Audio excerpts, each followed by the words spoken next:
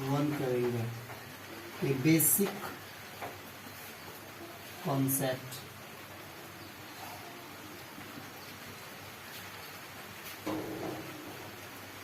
Basic जानकारी इसमें हम लोग इकट्ठा करेंगे क्लास 10 में। क्लास कितना? 10 में। और इस 10 का फर्स्ट चैप्टर के नाम है वास्तविक संख्या। वास्तविक संख्या यानी रियल नंबर। अब देखिए ये रियल नंबर जो है ना, वो सबसे पहले छोटे छोटे नंबर से मिलकर बना होता है। एक ही बार ये रियल नंबर नहीं आ जाता, तो सबसे पहले छोटे से जो चीजें हैं उनको जानना जरूरी होता है। कैसे कि कंसेप्ट, बेसिक कंसेप्ट का मतलब है कि आप जितना हो सके वो सबसे नीचे भाग से सीखें। जैसे इस रियल नंबर के आने से पहले आपका आता है अंक यानी डिजिट, इसके बारे में जानना जरूरी होता है। तो सबसे पहले आता है कि डिजिट। डिजिट क्या होता है? तो गणित की सबसे छोटा इकाई होता है, छोटा भाग होता है, और इसी डिजिट से संख्या का निर्माण होता है। हम डिफिनेशन लिख सकते हैं कि गणित की सबसे ये छोटी इकाई होती है जिससे संख्या का निर्माण होता है। और अंक की संख्या, अंकों की संख्या, इनकी संख्या 10 गो होती है। अंक की संख्या 10 होती है, जैसे 0, 1, 2, 3, 4, 5, 6, 7, 8 और 9, ये अंक है। और इसी अंक से अब हमारा बनता है संख्या। इसी अंक से मिलकर संख्या बन जाता है आपका, यानी नंबर बनता है। तो कोई पूछ दे कि संख्या क्या है, तो संख्या कुछ नहीं होता, बस इसके ही अंक वाले को यदि एक से ज्यादा अंक को एक साथ मिला दे तो उनसे बनी संख्या जो होती है वो संख्या यानी नंबर कहलाएगी। जैसे अब 0 को छोड़कर, ये नहीं कि 0 2 को मिला दो तो अंक बन गया, नहीं, 0 का मतलब 0 हुआ। इसको बनाने के लिए कम से कम 1 को डबल बार करना पड़ेगा, या फिर 1 के बाद 0 लिखोगे। कैसे कि 0 के महत्तम तब तक नहीं होता है जब तक 0 अंक के बाद आए। 0 अंक से पहले आए उसका वैल्यू नहीं होता। तो अंक ये 10 है, इसी 10 से मिलकर बनता है नंबर। जैसे आपका 10, 11, 22 यानी 22, 500, 1000 आदि कितना भी बना सकते हो। लेकिन इसमें देखो ज्यादातर क्या हुआ है कि अंकों का मेल हुआ है, ठीक है। सब में एक से ज्यादा अंक मिलाए गए हैं। इससे ज्यादा भी बना सकते हो, 1 लाख, करोड़, अरब, खरब जो भी है, ये अंक से ही मिलकर बनता है, ठीक है। अब हम जानते हैं संख्या के बारे में। अभी तक तो इतना जान लिए। अब देखिए ये जो नंबर होता है यानी संख्या, ये मुख्य रूप से 2 प्रकार का होता है। 2 प्रकार का होता है, वास्तविक संख्या और काल्पनिक संख्या। ये 2 प्रकार का होता है, यानी यही बनता है आपका real number and imaginatory number. Imaginatory number. तो रियल नंबर जो होता है ये क्या होता है कि परिमेय अपरिमेय संख्या। अब रियल नंबर, इसको हम डिफिनेशन के अनुसार कहें या फिर लॉजिकली के अनुसार कहें, तो जितने हम रियल लाइफ में संख्याओं का यूज करते हैं उस सभी संख्याओं को हम रियल नंबर कह सकते हैं। जैसे 0 को हम अपने डेली लाइफ में यूज करते हैं, 1 है, 2 है, 3 है, तो क्या इतना ही यूज करते हैं? नहीं, ऋणात्मक संख्या भी हम यूज करते हैं। ऋणात्मक संख्या को भी हम यूज करते हैं। ऐसा बात नहीं ये संख्या नहीं, और भी संख्या है इस तरह से अंश बटा हर वाली, वो भी संख्या हम अपने रियल लाइफ में यूज करते हैं। पूर्णांक वाली संख्या भी है और रूट वाली संख्या भी होती है जो हम अपने डेली लाइफ में यूज करते हैं। ये टोटल संख्या वास्तविक संख्या कहलाती है। यानी परिमेय संख्या और अपरिमेय संख्या, डिफिनेशन के अनुसार बोले तो सटीक में हो सकता है आपका कि परिमेय संख्या और अपरिमेय संख्या को जोड़ दें तो हमें वास्तविक संख्या मिलती है। परिमेय और अपरिमेय संख्याओं के समूह को वास्तविक संख्या कहा जाता है। अभी रहा सवाल कि वास्तविक संख्या के डिफिनेशन हम जान चुके, अब काल्पनिक संख्या क्या होता है। तो ये ज्यादातर काल्पनिक संख्या क्या होती है कि इसका यूज उतना नहीं होता है, हालांकि आगे चलकर हम ओमेगा 5 वगैरह के द्वारा हम सूचित करते हैं, ये डेली लाइफ यूज नहीं होता है। काल्पनिक यानी जिसकी कल्पना की जाए, जिसकी कल्पना की जाए ऐसी संख्या है जिसकी केवल कल्पना की जाती है, जैसे अल्फा है आपका, बीटा है, गामा है, ये सब आपके काल्पनिक संख्या के अंतर्गत आती है। अब चलते हैं, हम आगे बढ़ते हैं थोड़ा सा और अब जानेंगे कि भाई वास्तविक संख्या है, इसके कितने भाग होते हैं, कितने पार्ट होते हैं। तो वास्तविक संख्या के आपके दो पार्ट होते हैं। पहला परिमेय संख्या, पहला परिमेय संख्या होता है और दूसरा अपरिमेय संख्या होता है। अपरिमेय संख्या ध्यान से देखिए, परिमेय संख्या यानी rational number, rational number and अपरिमेय संख्या इरेशनल नंबर, इरेशनल नंबर। अभी रहा सवाल कि इसी पर ज्यादातर हमें जोर देना है, कैसे कि 10th क्लास में ज्यादातर क्वेश्चन ऑब्जेक्टिव इन दोनों से ही आते हैं, जो कि वास्तविक संख्या के क्या है, गुण है या फिर भाग है। अब इसके बारे में हम लोग जानते हैं कि परिमेय संख्या क्या है और अपरिमेय संख्या क्या है। तो इसके डिफिनेशन के अनुसार यदि जाए तो कहा जाता है कि परिमेय संख्या वैसी संख्या होती है जिसे हम P बटा Q अर्थात अंश बटा हर, अर्थात अंश बटा हर यानी ऊपर बटा नीचे के रूप में हम लिख सकते हैं। लेकिन इसका एक कारण होता है कि इसे हम अंश को 0 ले सकते हैं। एक बात लिखता है इसमें कि बट Q बराबर नॉट इक्वल टू 0, ये हमेशा लिखता है। हमें समझ में नहीं आता है कि काहे लिख देता है Q बराबर नॉट इक्वल टू 0। तो देखिए P जो होता है वो अंश होता है, Q जो होता है वो हर होता है। अब रहा सवाल कि Q बराबर नॉट इक्वल टू 0 काहे लिख देता है। इसके कहने का मतलब होता है ये कि जो अंश होता है ऊपर वाला 0 हो सकता है, लेकिन कभी भी हर जो होगा यानी बट्टा होगा वो 0 नहीं हो सकता है। हम ऊपर 0 लिख सकते हैं, नीचे कितना भी लिखे तो चलेगा, बट हम ऊपर कितना भी लिख दे यदि नीचे लिखते 0 तो ये नहीं चलेगा, ये गलत हो जाएगा। ये कहता है कि परिमेय संख्या के ये गुण है, परिमेय संख्या में कोई भी संख्या बट्टा में 0 हो ही नहीं सकती। तो डिफिनेशन के अनुसार हम कह सकते हैं कि वैसी संख्या जिसे P बटा Q के रूप में लिखा जाए जहां Q बराबर नॉट इक्वल टू 0 तथा P और Q समभाज्य संख्या हो।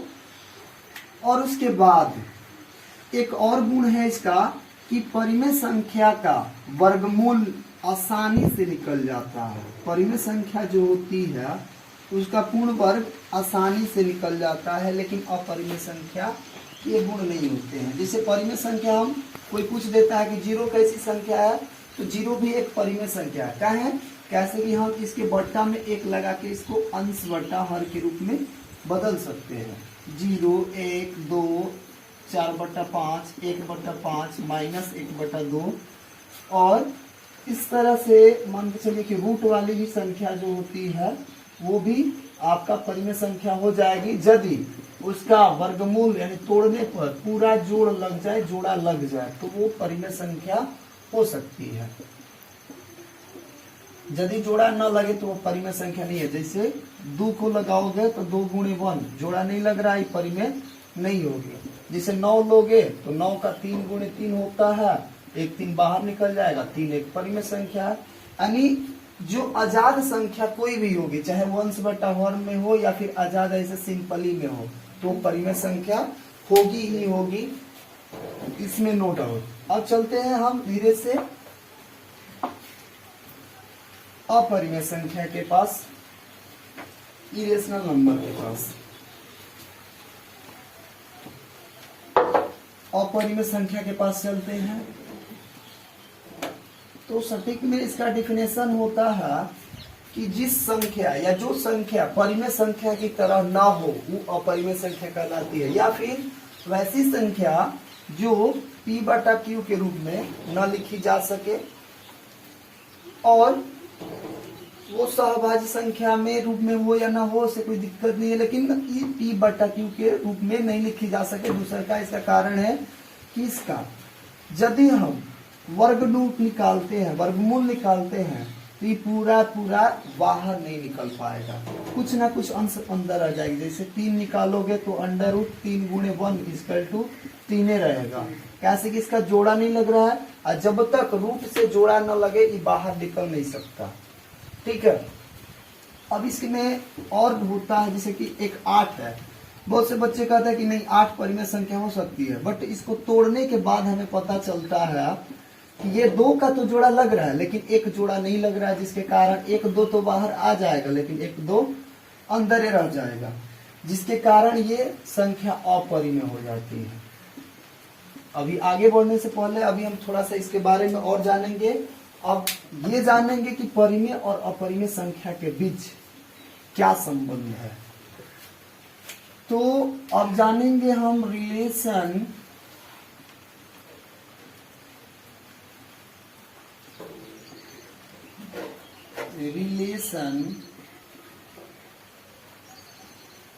of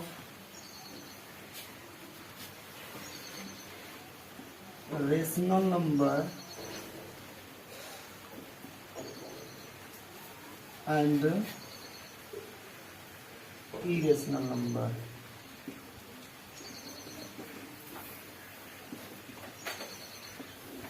परिमेय संख्या और अपरिमेय संख्या के बीच क्या संबंध है। परिमेय और अपरिमेय के बीच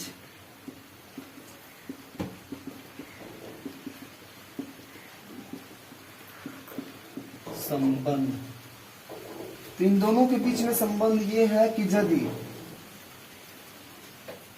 एक परिमेय और अपरिमेय संख्या का योग, अंतर, गुणनफल तथा भागफल हमेशा एक अपरिमेय संख्या होता है, हमेशा एक अपरिमेय संख्या होता है। हमने क्या देखा कि परिमेय और अपरिमेय संख्या का योग करेंगे यानी जोड़ देंगे, एक संख्या परिमेय होगी एक अपरिमेय होगी। यदि जोड़ेंगे, घटाएंगे या फिर गुणा करेंगे या फिर भाग देंगे तो हमेशा बराबर में हमें अपरिमेय संख्या मिलेगा। जिसे एग्जाम्पल के तौर पर समझेंगे हम लोग क्या कि 2 एक परिमेय संख्या है और हम जानते हैं कि √2 एक अपरिमेय संख्या है। यदि इसमें योग किया जाए तो इससे बनी संख्या अपरिमेय कहलाएगी, अपरिमेय होगी। चाहे कोई भी अक्षर हो, कोई भी अंक हो, कोई दिक्कत नहीं है। बट दिक्कत की बात ये होनी चाहिए कि यदि एक परिमेय है एक अपरिमेय है तो वो हम जोड़ेंगे तो अपरिमेय ही होगी, परिमेय कभी नहीं हो सकती। दूसरा बात कि घटाएंगे भी तो वो अपरिमेय ही होगा, परिमेय नहीं होगा। या फिर गुणा करेंगे, जैसे 2 गुणे √2 या फिर 2√2, इसको इस तरह से भी लिख सकते हैं। ये भी एक क्या है, अपरिमेय संख्या है। जिसे भाग देंगे 1/√2, एक परिमेय है लेकिन ई अपरिमेय है, और परिमेय अपरिमेय में भाग भी देंगे तो एक हमरा मिलेगा अपरिमेय संख्या ही भागफल के रूप में। ई पहल का गुण था परिमेय और अपरिमेय के साथ संबंध में। दूसरका जाते हैं तो अंतर, अब देखो दो अपरिमेय संख्याओं का अंतर एक परिमेय संख्या हो सकता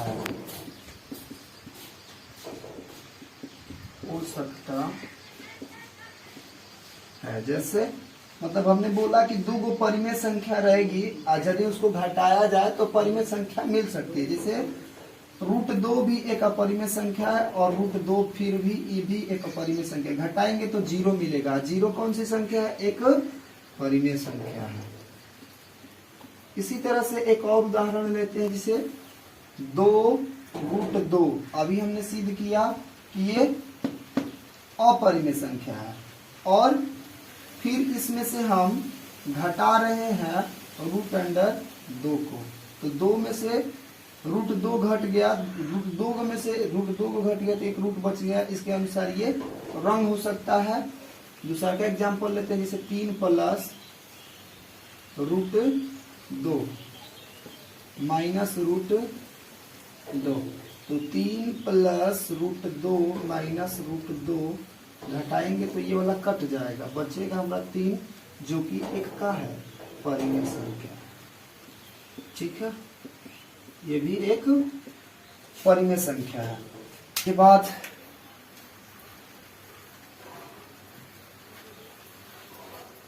देखिए परिमेय संख्या को निकालने के नियम कुछ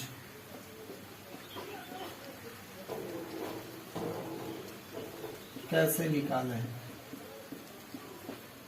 तो देखिए निकालने का तरीका ये है कि रूट में जब होती है, जब परिमेय संख्या रूट में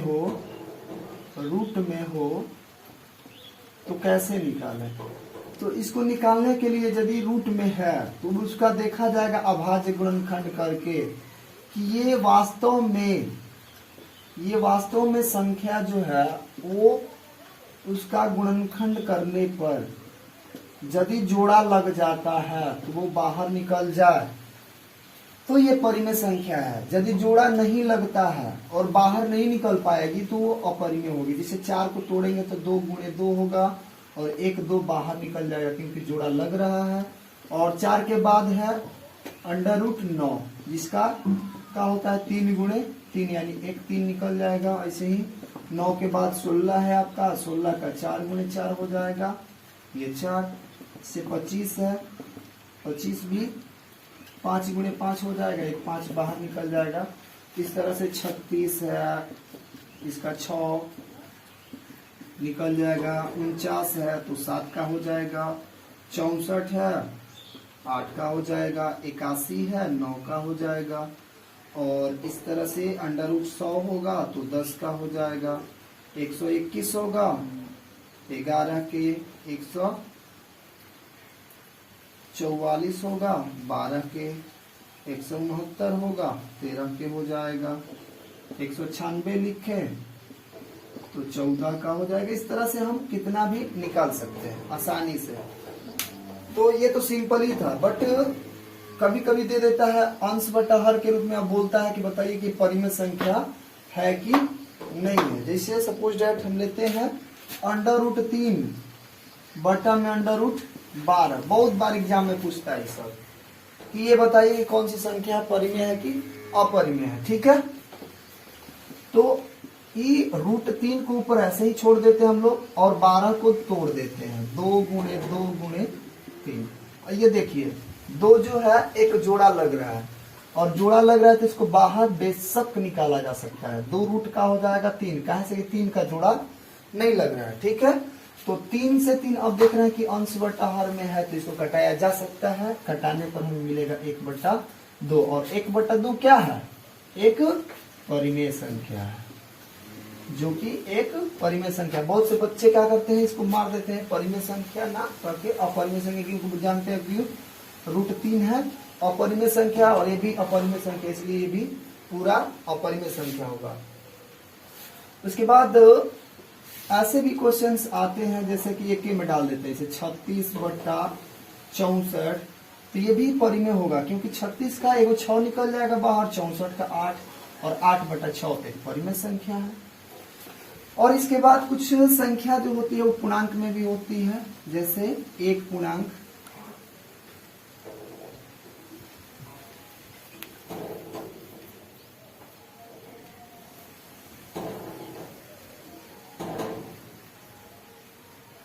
कुछ उदाहरण ले सकते हैं हम लोग, जैसे कि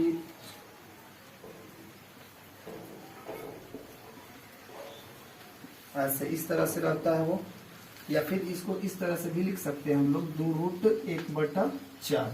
अब पूछ देता है कि ऐसा क्या है, परिमेय है कि अपरिमेय है, तो बेशक ये परिमेय हो जाएगा। कैसे कि 4 दूनी 8 है, पूर्णांक तोड़ेंगे तो 9/4, और इसका जोड़ निकालेंगे तो 9 का निकल जाएगा 3, और इसका वर्गमूल 2।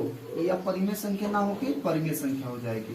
और ये भी वही है, 4 दूनी 8 है, 9/4, इसका 3 और इसका 2 निकल गया। और निकलने के बाद ये पता चल गया कि क्या है, परिमेय संख्या। हाँ, एक क्वेश्चन बार बार ऐसे भी डालता है कि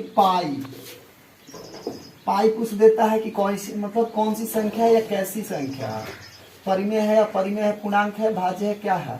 तो ये भी एक अपरिमेय संख्या है, परिमेय नहीं अपरिमेय संख्या। बहुत से लोग पूछते हैं कि क्यों, तो क्योंकि परिमेय संख्या ये होती तब जब ये अंश बटा हर के रूप में होती। अब पाई जो होता है इसका वैल्यू 22/7 होता है, पाई नहीं। इसके कारण पाई का वैल्यू दिया यदि रहता है 22/7, यदि पाई का वैल्यू दिया हो तो परिमेय होगा। लेकिन केवल पाई दिया हो या फिर 2 पाई दिया हो या फिर 3 पाई दिया हो तो वो एक अपरिमेय संख्या हो जाएगी। कैसे कि हम लोग अभी पहले पढ़ चुके क्या कि एक परिमेय और एक अपरिमेय संख्या के साथ में यदि गुणा होता है तो वो एक अपरिमेय संख्या बन जाती है। सीखेंगे परिमेय के बाद इसके कितने भेद हैं या कै प्रकार का होता है परिमेय। तो परिमेय संख्या जो होती है वो 3 प्रकार की होती है। पहल का प्राकृत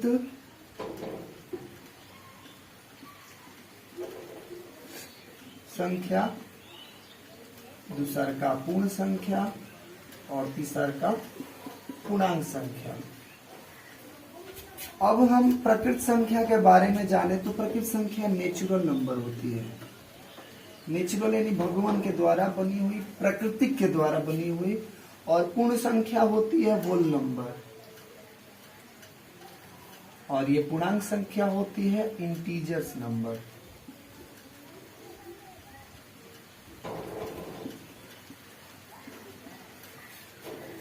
प्रकृत संख्या को कैपिटल N से सूचित किया जाता है, पूर्ण को W से और इंटीजर्स को I से, रेशनल नंबर को R से सूचित किया जाता है। अब इसके बाद हम जानते हैं कि प्रकृत संख्या जो होती है वो कहां से स्टार्ट होती है, 1 से स्टार्ट होती है और अनंत तक जाती है। कोई पूछ दे कि प्रकृत संख्या क्या है, तो वैसी संख्या है ये जो 1 से स्टार्ट होती है और अनंत तक लिखी या बोली या गिनी जाती है, या फिर गणित में प्रयोग की जाने वाली सभी धनात्मक संख्या जो है वो प्रकृत संख्या है। अब आता है पूर्ण संख्या, तो कोई दिक्कत नहीं है, प्रकृत संख्या को ही पूर्ण संख्या कहा जाता है यदि प्रकृत संख्या के पहले 0 को लगा दिया जाए। यानी पूर्ण संख्या कहती है कि वैसी संख्या जो 0 से स्टार्ट होकर अनंत तक लिखी जाती है वो पूर्ण संख्या कहलाती है।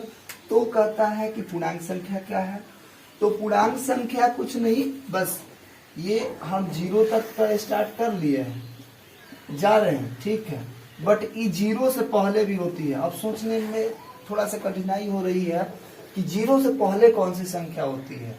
लास्ट हम जानते हैं कि 0 तक होती नहीं होती है। इधर अब 0 से इधर आओगे तो ऋणात्मक संख्या हो जाती है, जिससे -1, -2, -3, -4। तो ये टोटल जो होते हैं वो पूर्णांक संख्या के अंतर्गत होते हैं। पूर्णांक संख्या में 2 नंबर, एगो पॉजिटिव एंड नेगेटिव, 2 नंबर होते हैं, positive number and negative number, +0 equal to integers number.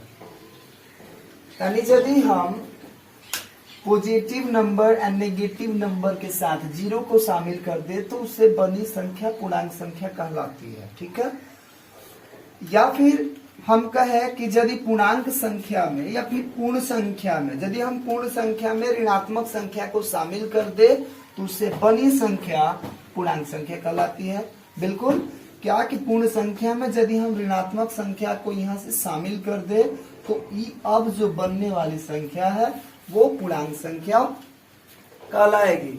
बस हम समझ गए। हाँ, एक बात और समझने की चेष्टा करेंगे हम लोग का कि कुछ देता है यहाँ पर कि सबसे छोटी प्रकृत संख्या क्या होती है। तो सबसे छोटी प्रकृत संख्या 1 होती है। सबसे छोटी पूर्ण संख्या क्या होती है? तो सबसे छोटी पूर्ण संख्या 0 होती है। कैसे कि पूर्ण संख्या 0 से स्टार्ट होती है और आगे तक बढ़ती जाती है, तो इसलिए सबसे छोटा पूर्ण संख्या 0 है।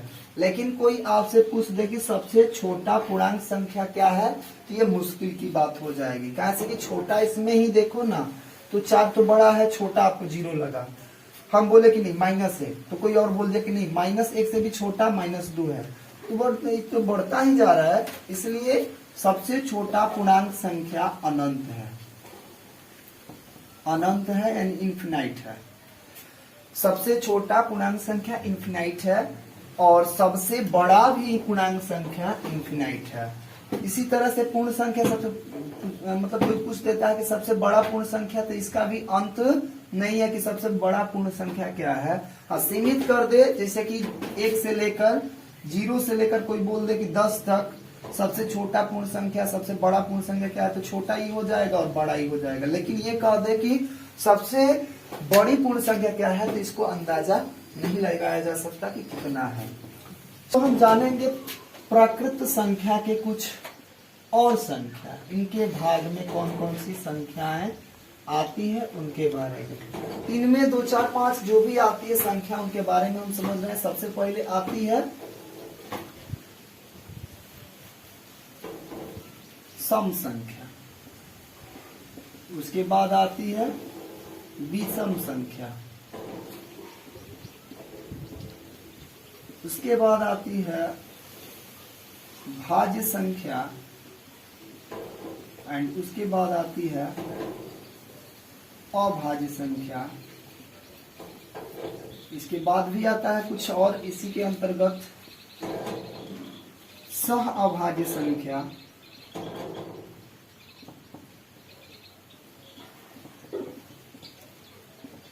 और इसमें और एक आता है जुड़वा अभाज्य संख्या, जुड़वा अभाज्य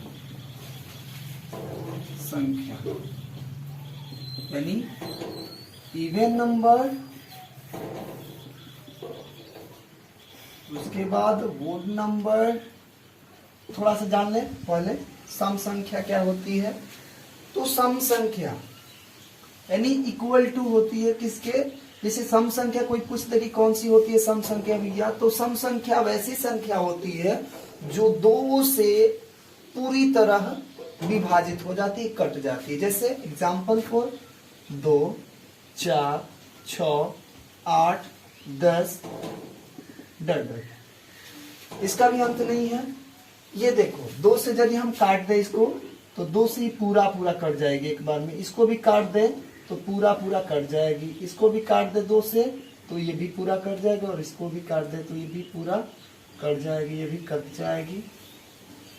तो इस तरह से हम क्या समझे कि वैसी संख्या जो 2 से पूर्णतः विभाजित हो जाए, बचे नहीं, तो वो संख्या सम संख्या है। नेक्स्ट, इसके बाद आता है विषम। तो विषम क्या कहता है, इसके उल्टा, इसके विपरीत बोलता है ये कि नहीं, हम वैसी संख्या है जो 2 से पूर्णतः नहीं कर सकते, कुछ ना कुछ बच ही जाएगा। वैसी संख्या जो 2 से पूर्णतः न कटे वो विषम संख्या कहलाती है। जिसे सपोज है 3, 5, 7, 9, 11, 13। अब इसको डिवाइड भी 2 से यदि हम करें, 3 को डिवाइड करें 2 से, तो एक बार में करेंगे तो 2, एक बच ही जाएगा। इसको भी कटाओगे 2 से तो 2 कट जाएगा, यहाँ 4 लेकिन एक बच ही जाएगा। तो ये कहता है यही कि हम वैसी संख्या है जो 2 से पूर्णतः नहीं कटेंगे, कुछ ना कुछ हमारे शेष में एक बच ही जाएगा, 2 से हम कट ही नहीं सकते। इसके बाद आता है भाज्य संख्या। यानी भाज्य संख्या क्या होती है? तो ये कहती है कि बस हम वैसी संख्या है, भाज्य संख्या वैसी संख्या है जो एक तथा स्वयं यानी खुद के अलावे, यानी इसके एक तथा स्वयं के अलावे अन्य किसी संख्या से, अन्य किसी भी संख्या से यदि कट जाती है, किसी और संख्या से, किसी अन्य संख्या से एक तथा स्वयं के अलावे किसी अन्य संख्या से विभाजित हो जाए, वैसी संख्या जो एक तथा स्वयं के अलावे अन्य किसी संख्या से विभाजित हो जाए, वो भाज्य संख्या कहलाती है। जैसे आपका 2 है, इसको देखो तो 2 1 से कट सकती है और 2 से कट सकती है, तो ये भाज्य संख्या नहीं होगी। बहुत लड़के कहते हैं कि नहीं सर 2 जो होती है वो भाज्य संख्या होती है। नहीं, 2 भाज्य संख्या नहीं है आपका, 2 अभाज्य संख्या। क्यों? क्योंकि क्वेश्चन मतलब जिस तरह से हम लोग समझे कि एक तथा स्वयं के अलावा अन्य किसी संख्या से कटनी चाहिए, तो देखिए तो ये 1 से तो कट रहा है, बेशक 2 कट जाएगा, लेकिन ये भी कट जाएगा।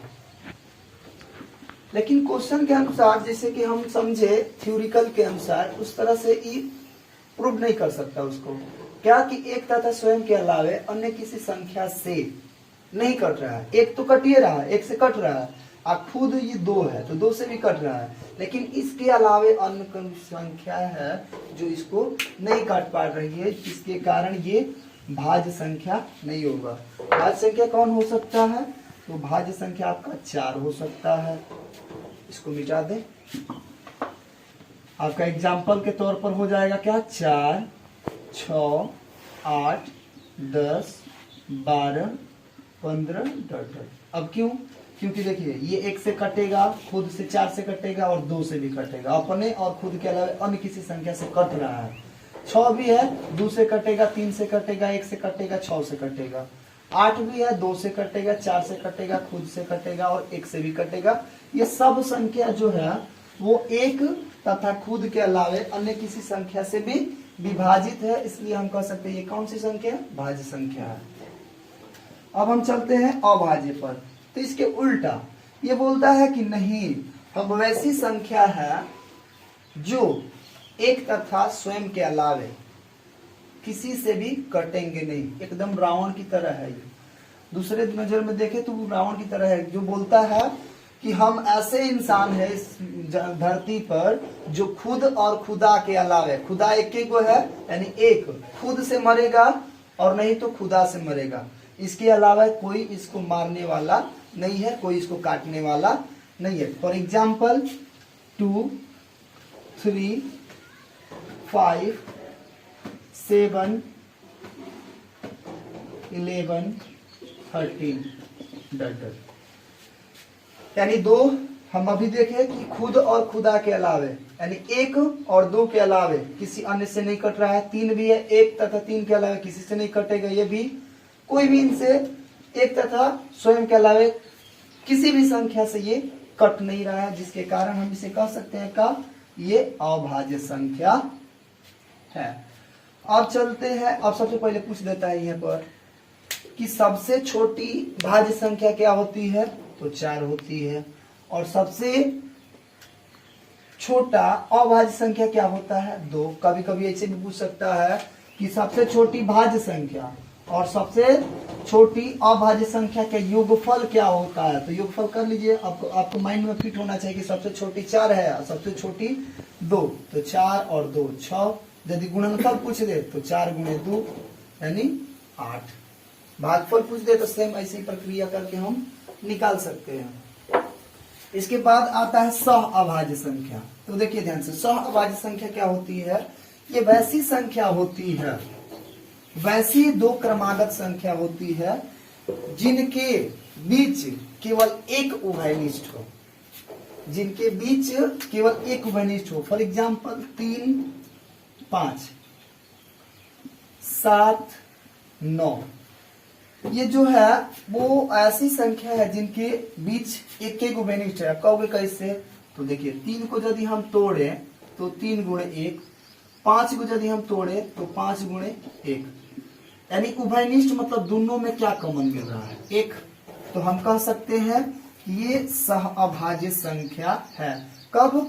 जब इन दोनों के बीच केवल एक उभयनिष्ठ हो। यहाँ पर 6 भी लिया जा सकता था, बट देखिए 3 को यदि हम तोड़े तो 3 गुणे 1, और 6 को यदि तोड़े तो 3 गुणे 2 गुणे 1। अब देखिए इसमें 3 और 3 के अलावा 1, 2 को मिल रहा है ना, 2 को उभयनिष्ठ कॉमन मिल रहा है। तो 2 को मिलेगा तो हम सहअभाज्य संख्या नहीं कह सकते, 1 को मिलना चाहिए।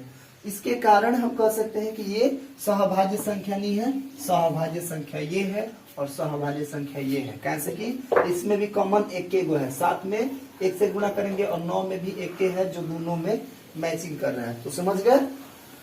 और लास्ट वाला आपका पॉइंट बचा है जुड़वा अभाज्य संख्या। जुड़वा अभाज्य संख्या तो सेम वैसे ही होता है, ये भी दो क्रमागत संख्या, वैसी दो क्रमागत संख्याएं जिनके बीच का अंतर 2 का हो, जुड़वा अभाज्य संख्या कहलाता है। जिसे 5, 3, 7, 9, 11, 13।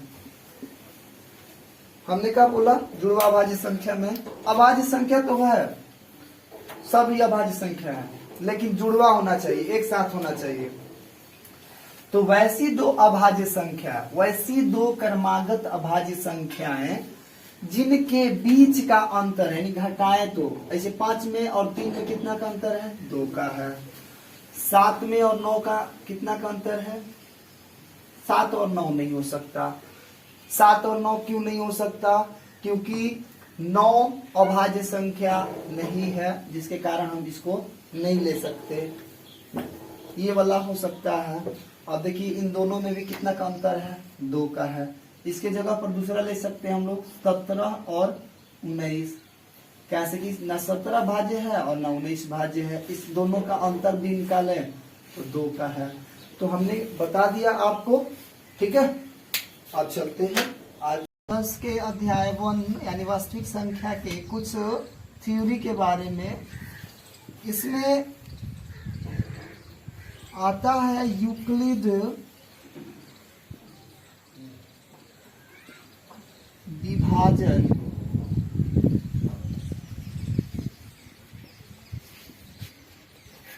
एल्गोरिथम